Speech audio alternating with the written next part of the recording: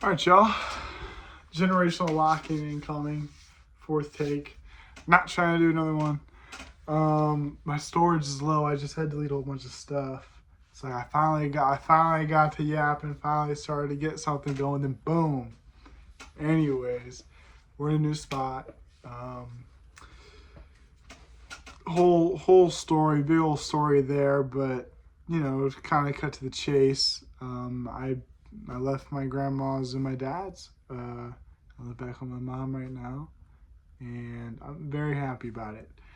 And I do a lot of reflecting in life over the smallest things to the biggest things.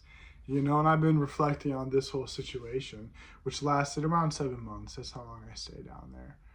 And, now that, it's been a bit and I've had some time to sit on it and stew on it, I've had some big points I want to throw out there. And maybe what I have to say could be useful to you. You never know.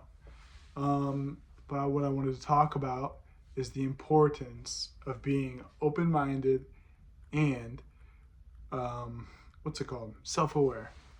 And we'll start with being open-minded, of course. Gotta say it first, because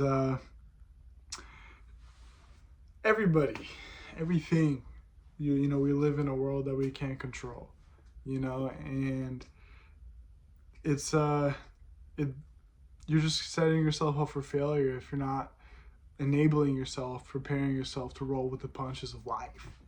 There's you're gonna work with many different people. You're gonna meet many family members, all of it, and being able to have an open mind and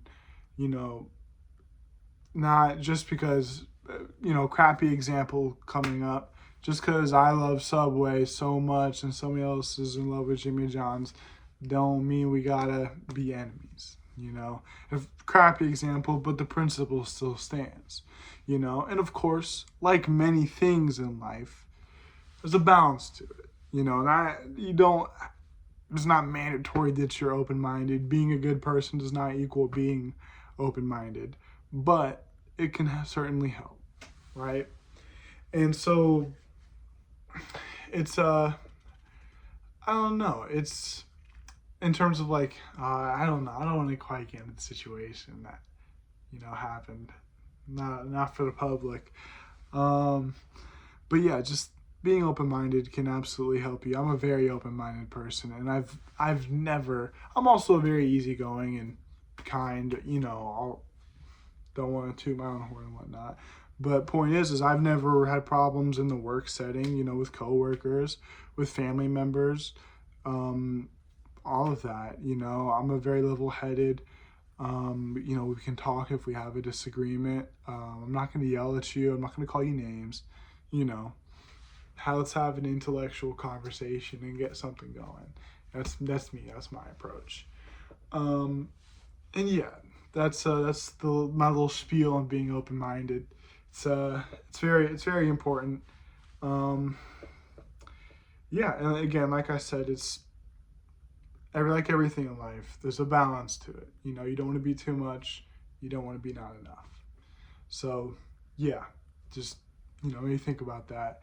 And then the second thing I wanted to get into is being self-aware. Now, I'm a very, very self-aware person. I think all the time. I got ADHD, my mind's racing all the time. I struggle to read. I can't even properly scroll on my phone without thinking about stuff in the background. It's like, dang, chill out. I'm trying to watch this, But anyways, like I said, there's the balance.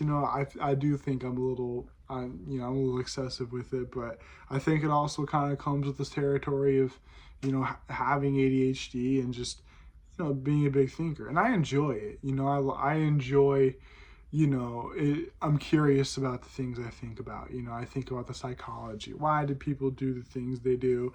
All that stuff. Anyways, not about me.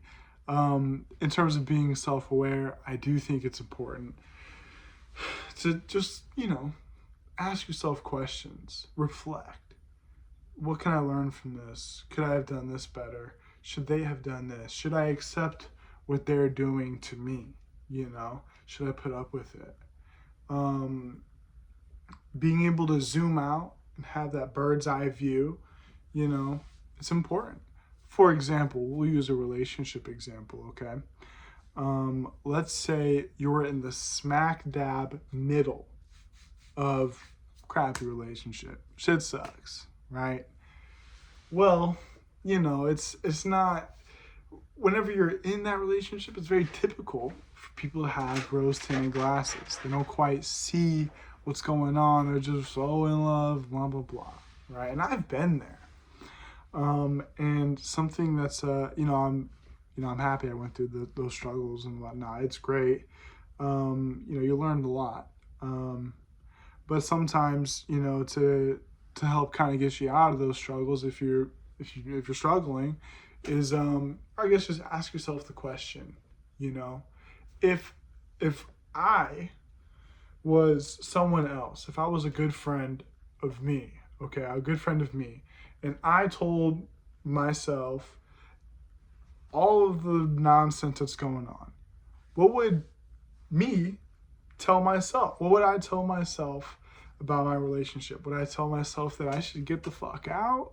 Would I tell myself that I need to, thug it out? It's relationships are full of ups and downs. This is just a down. It's being able to zoom out and ask yourself questions. Look at things from a level playing field. Consider, well, maybe she just got bad sleep today. Maybe she had a bad day at work. Maybe it's that argument with her parents that's got her. Or, maybe she's tripping. Maybe she's doing too much. It's of course there's many possibilities, but you get the idea. Being able to zoom out and just look at things for what they are. And I guess to, hit a little more on the point of being self-aware, because that was a little bit of a side point that I made. Just being able to look into yourself and grow. It's very important. You got a long life, and you'd be shooting yourself in the foot if you weren't trying to be better every day. And of course, every day doesn't have to be a gigantic, new profound thing that's made you better. Life is full of little victories, and it's just as long as you're looking for them, as long as you're trying to do better. And it's not even an everyday thing. Whenever it comes, but definitely try to be more self-aware. Try to be that better person. I find myself, for example, I was hanging out with a friend a while back, and she knew my ex, and I was talking some smack. I was on for a little bit of that alcohol, don't mind me. But, I was talking some smack, and then she's like, that's my friend. And I'm like, and I forget what I said in the moment. But the next day, I was kind of reflecting over the night. I'm like, I should probably call her about that and apologize. Like, I wouldn't want someone dogging on my best friend, So I called her back, and, everything was cool, of course. But, just little things like that. It's just helping maintain relationships and helping to maintain your temple, And a more serious example, right, is, let's say, so I'll be a little vulnerable here. One of my big vices, one of my big struggles, I would say is weed. I can't. It's not. I don't smoke all the time. I'm not a heavy stoner or whatnot, but I do notice that whenever it comes into my life in spurts, right? It's I get on it, and then I want to smoke every night. I can't just do it for just the weekend, and it's not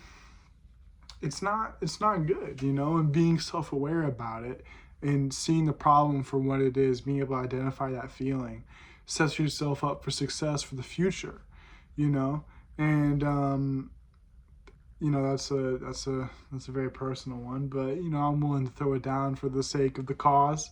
Maybe that helps someone. But yeah, just ask yourself questions, you know. Try to do better. Try to be good, you know. You know, oh my gosh, I say you know so much. Um, but yeah, I think I'm willing to leave it there. Again, just try to be more open-minded, try to be more self-aware, do good, you know. Life's too short to be a scrub, you know. Anyways, we'll call it there. Take care, y'all.